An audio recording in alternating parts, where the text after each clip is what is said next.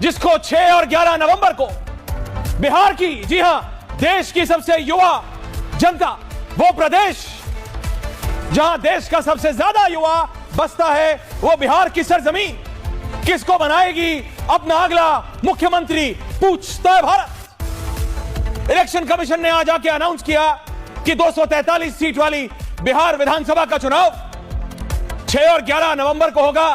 Result 14 नवंबर को आएगा और फिर पता लगेगा कि कौन बैठेगा इस कुर्सी पर। इलेक्शन कमीशन ने कहा मदर ऑफ ऑल इलेक्शंस, जिसे यह कहा जाता है कि सबसे बड़ा चुनाव, चुनावों का चुनाव। यह मैं नहीं कह रहा, यह खुद ज्ञानेश कुमार कह रहे हैं, यह खुद भारतवर्ष के चीफ इलेक्शन कमिश्नर कह रहे हैं mother of all elections. Mother of all elections किस लिए? क्योंकि यह चुनाव तय करेगा अगले 5 नहीं, 7 नहीं, 10 नहीं, अगले 20 साल की दिशा।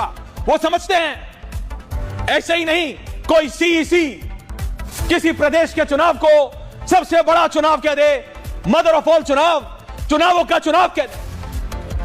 दर्शकों, ये 243 वाली विधानसभा वाला बिहार का चुनाव ये बहुत महत्वपूर्ण है।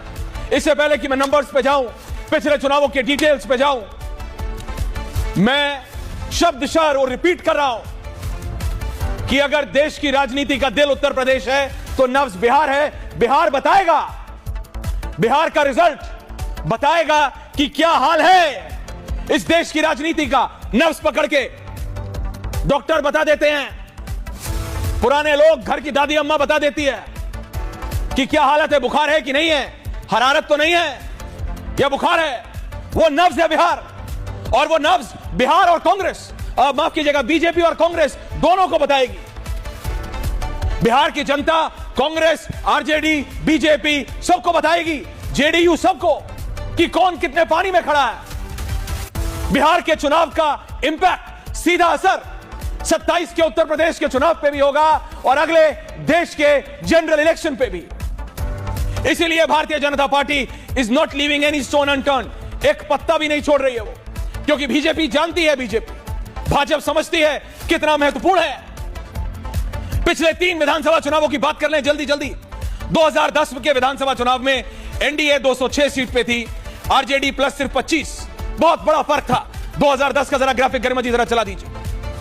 2010 का अगर आप देखें तो इतना बड़ा गैप था, इतना बड़ा गैप कि कोई बोल भी नहीं सकता कि बीजेपी जेडीयू सब साथ। फिर आ जाइए 2015 के चुनाव में, इसमें जेडीयू और आरजेडी एक साथ आ गए थे। गरिमा जी 15 चला दीजिए। आरजेडी और जेडीयू एक साथ आ गए तो आप फर्क देख रहे हैं।